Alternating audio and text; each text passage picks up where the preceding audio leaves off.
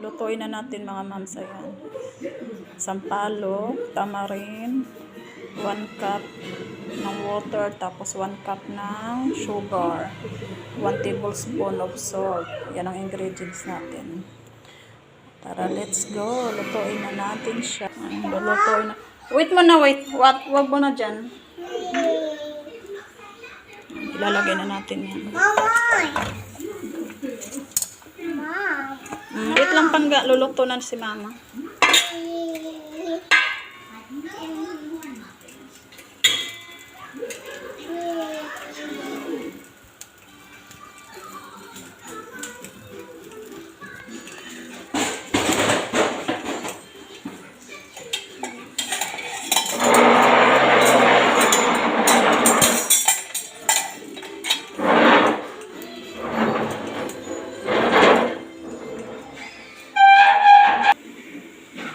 Ilagay na natin yung water.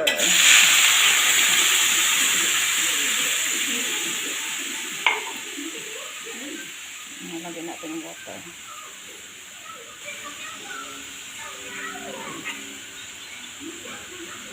Palang natin yan na makuan siya.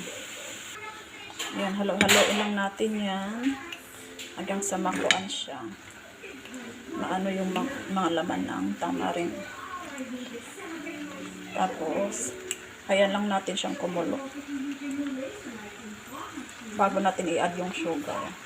Jumano na siya, kaya i-add natin yung sugar. Naktapon yan! No! Add na natin yung sugar. 1 cup of sugar. Haluin lang natin yan. Hahaluin lang natin. Ayan, nahalo na natin siya. Antayin lang natin yung makuan.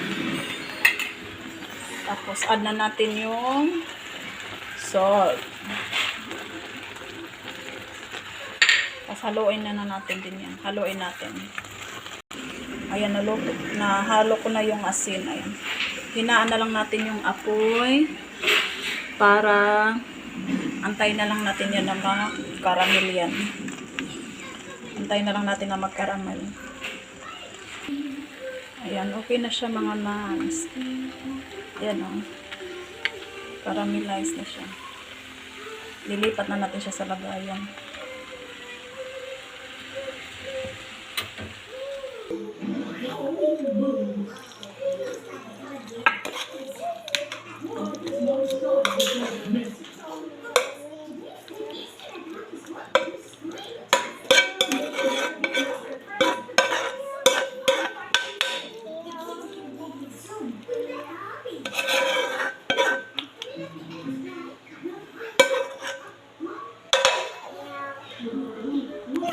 Ayan na siya mga mams. Yummy.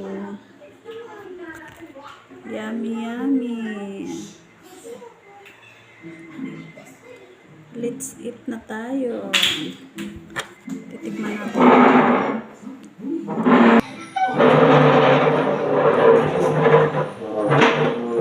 Titikman na natin siya. Titikman natin siya.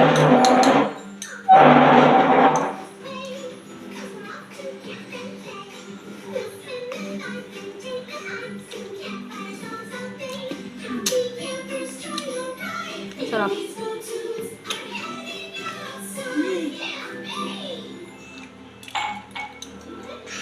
Sarap mga mama.